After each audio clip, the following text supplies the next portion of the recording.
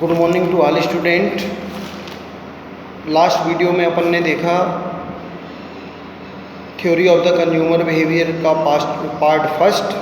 अब अपन पढ़ते हैं थ्योरी ऑफ कंज्यूमर बिहेवियर का पार्ट सेकेंड, जिसमें है importance of the law of diminishing marginal utility. कहने का मतलब ये हुआ कि घटती सीमांत उपयोगिता का महत्व। इसमें अपन पढ़ेंगे घटती सीमांत उपयोगिता का महत्व। सीमांत उपयोगिता कब घटती है और इसका महत्व क्या है, दैट मीन्स इम्पोर्टेंस क्या है। बेसिस ऑफ प्राइस डिटर्मिनेशन, ये प्राइस डिटर्मिनेशन पे निर्धारित होती है। This law is helpful in deciding to the price of the commodities a consumer willing to pay as so much a price for a commodities as is the utility of the commodities. कहने का मतलब ये हुआ कि अगर consumer capable है payment करने के लिए तभी यूटिलिटी पूरी हो सकती है, अदरवाइज नहीं होगी। और वो प्राइस उसके कंट्रोल में होनी चाहिए, मतलब उसके पास पेबल कैपेसिटी होना चाहिए। किसके पास? कंज्यूमर के पास। फिर इसके बाद नेक्स्ट आता है law of basis of law of demand. कीमत सिद्धांत जो होता है, लॉ ऑफ डिमांड, मांग का सिद्धांत। डिमांड मांग का सिद्धांत कौन सा होता है? ये मांग के सिद्धांत के ऊपर डिपेंड होता है। अगर हमको किसी वस्तु की डिमांड ज़्यादा है हमारे पास, तो प्राइस एक हद तक उतनी ज़्यादा इफेक्ट नहीं करेगी। अगर कंज्यूमर कैपेबल है तो वो कोशिश करेगा 100% खरीद लेने का, जिससे कि उसकी जो कमोडिटीज़ है वो परफेक्ट हो जाए। Basis of the consumer surplus, consumer के सरप्लस के ऊपर, जो कंज्यूमर का सरप्लस है, प्रॉफिट है जो उसने अर्न किया है, अगर वो उतना परफेक्ट है जिससे कि उसकी कमोडिटीज़ और यूटिलिटीज़ परफेक्ट हो सकती हैं, तो वो ज़रूर एक्सपेंसेस करेगा। ये था थ्योरिकल इम्पोर्टेंस, सैद्धांतिक महत्व। अब जो है प्रैक्टिकल इम्पोर्टेंस, प्रायोगिक महत्व, वो कौन सा है? बेसिस ऑफ प्रोडक्शन, उत्पादन से संबंधित। उत्पादन ही बेस होता है, प्रोडक्शन ही बेस होता है। दैट मीन्स ये जो लॉ है ये इम्पोर्टेंट है प्रोडक्शन के ऊपर। अगर good quality material can be product of the business, so every consumer can be purchased for this product। फिर basis of the modern tax system, आधुनिक कर प्रणाली कैसी है? अगर गवर्नमेंट की आधुनिक कर प्रणाली कंज्यूमर के लिमिट में है और कंज्यूमर टैक्स पेड करने का सामर्थ्य रखता है, that means capable of the payment of the tax, so consumer can be purchased for this material. Basis of the redistribution of the income and wealth, income और wealth, आय और धन का वितरण अगर परफेक्ट है, यानी सभी के पास इनकम है और सभी के पास धन है। देखिए, इनकम और धन ये दोनों अलग अलग बातें होती हैं। इनकम व्यक्ति खुद अर्न करता है और धन जो होता है वो इनकम जब हमारे पास आ जाती है वो धन कहलाता है, वेल्थ कहलाता है। जैसे बेसिक कॉन्सेप्ट ये है कि जैसे अपन ने अकाउंट में पढ़ा था वेजेज, सैलरी और रीमेन्यूरेशन। वेजेज डेली वेज वर्कर को मिलती है, सैलरी जहाँ पे एम्प्लॉय और एम्प्लॉयर का रिलेशन होता है, मालिक और नौकर का संबंध होता है, वहाँ पे सैलरी मिलती है। और रीमेन्यूरेशन, जितने जनता के प्रतिनिधि होते हैं उनको पारिश्रमिक अर्थात रीमेन्यूरेशन मिलता है। ये अपन ने पढ़ा था कहाँ? अकाउंट पे, है ना।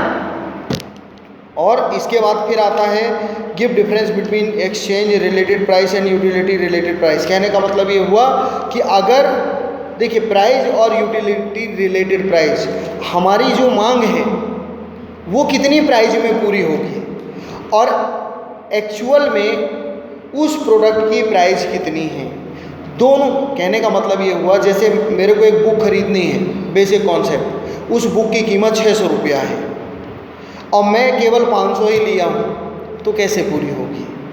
लेकिन अगर 650 लिया हूँ तो वो पूरी हो जाएगी, मैं 600 रुपये की बुक परचेज कर सकता हूँ। फिर इसके बाद आता है कंज्यूमर इक्विलिब्रियम। उपभोक्ता साम्य क्या होता है, कहाँ पे उपभोक्ता को परफेक्ट संतुष्टि मिलती है, संतुलन होता है। Consumer equilibrium refer to the situation which studies the behaviour in which the consumer spend his limited income on different goods and services to the attain maximum satisfaction and has no tendency to change his way of the existing expenditure। कहने का मतलब ये हुआ कि जो उपभोक्ता के पास जितनी इनकम है उतनी इनकम को जाहिर सी बात है खर्च तो होने हैं, खर्च तो होता ही है और करता है व्यक्ति। कंज्यूमर जो है वो खर्च करता है, अपनी टोटल इनकम को कोशिश करता है कि हम एक्सपेंसेस करें, एक्सपेंडिचर करें। कुछ सेविंग करने के बाद, सेविंग क्यों की जाती है, ताकि हमारा फ्यूचर अच्छा रहे, फ्यूचर में हमको किसी भी तरह की कोई प्रॉब्लम ना हो, इसके लिए लोग सेविंग करते हैं। तो जो कंज्यूमर होता है सेविंग करने के बाद जो भी अमाउंट बचती है उस अमाउंट का वो एक्सपेंडिचर करता है और उन्हीं वस्तुओं पे एक्सपेंडिचर करता है जिसमें that means a maximum certification can be adopted by the consumer. So everything can be purchased of consumer, right. फिर इसके बाद आता है नेक्स्ट जो है, नेक्स्ट टॉपिक है लॉ। कंज्यूमर इक्विलिब्रियम का लॉ क्या है। When price of the both commodity is same, अगर प्राइस सेम है, सेम होनी चाहिए तभी परचेजिंग होगी, अदरवाइज नहीं होगी। और अगर प्राइस डिफरेंट है, कंज्यूमर के कंट्रोल पे नहीं है, मतलब वो उसके पास उतनी वेल्थ पावर नहीं है, मनी पावर नहीं है, तो वो परचेजिंग कहाँ से करेगा, नहीं कर सकता। कोई भी व्यक्ति हो, अगर पैसा नहीं होगा तो कैसे खरीदेगा। फिर इसके बाद नेक्स्ट बजट लाइन और प्राइस लाइन। बजट लाइन क्या होती है, प्राइस लाइन क्या होती है। बजट लाइन होती है, बजट लाइन या बजट, पहले आता है बजट सेट। क्या होता है budget set. Budget basic concept, व्यवस्था। अपने घर में भी हमने देखा है कि हमारे घर में भी बजट बनाया जाता है। एग्जाम्पल के लिए हमारे पेरेंट्स, जैसे मान के चलिए हमारे पेरेंट्स, किसी के पेरेंट्स की 50,000 रुपये इनकम है बेसिक, तो वो उस इनकम का बजट बनाते हैं कि हमको महीने का 50,000 रुपये तो साल भर में कितना मिलेगा, इसमें से पूरे साल में हमारा खर्च कितना होगा और बचेगा कितना। यही तो है बजट। हम मार्केट जाते हैं, 500 रुपये लेके गए और एक बजट रहता है हमारा कि 500 रुपये में से हमको ये खरीदना है, ये खरीदना है, ये खरीदना है, रिमेनिंग अमाउंट हमारे पास इतनी बचेगी और हमको अपने पेरेंट्स को हिसाब देना रहता है। इसी तरह कंज्यूमर का भी बजट होता है। अगर कोई भी प्रोडक्ट जब कंज्यूमर परचेज करता है तो उस बजट के अंदर, बजट सेट के अंदर ही काम करता है। A budget set represent all the combination of the two goods that a consumer can be purchase with a given amount of income when the price of the two commodities. Budget set include all those combination which cost less than और equal to his income.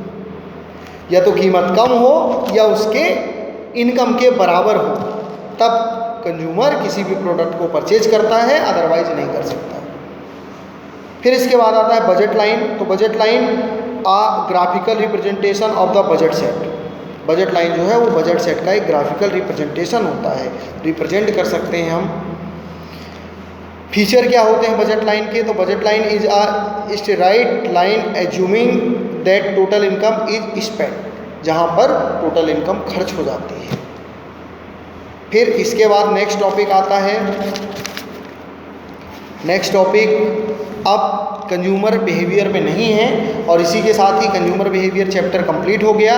सभी student ध्यान से सुन लें, सब व्यवस्थित कम से कम 2 से 3 बार video सुने, 2 से 3 बार चैप्टर रीडिंग करें और प्रैक्टिकली लाइफ में अनुभव करें कि ये टॉपिक किस प्रैक्टिकली लाइफ में किस सेक्टर पे से रिलेटेड है। पूरा इकोनॉमिक्स हो, चाहे बीएसटी हो, चाहे अकाउंट हो, पूरी प्रैक्टिकली है।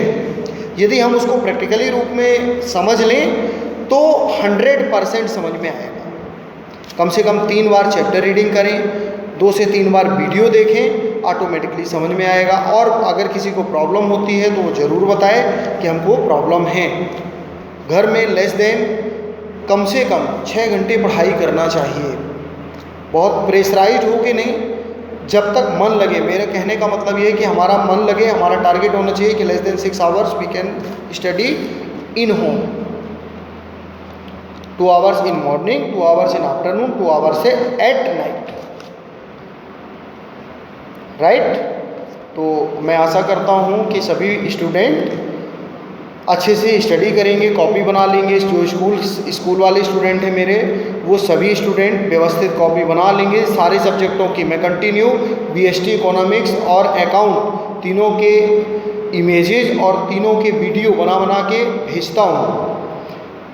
तो सभी लोग सिस्टमेटिक कॉपी लिख लेंगे, क्योंकि निर्धारित डेट पे कॉपी आपको चेक करानी पड़ेगी।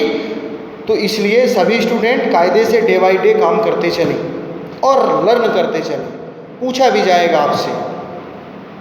ठीक है, थैंक यू।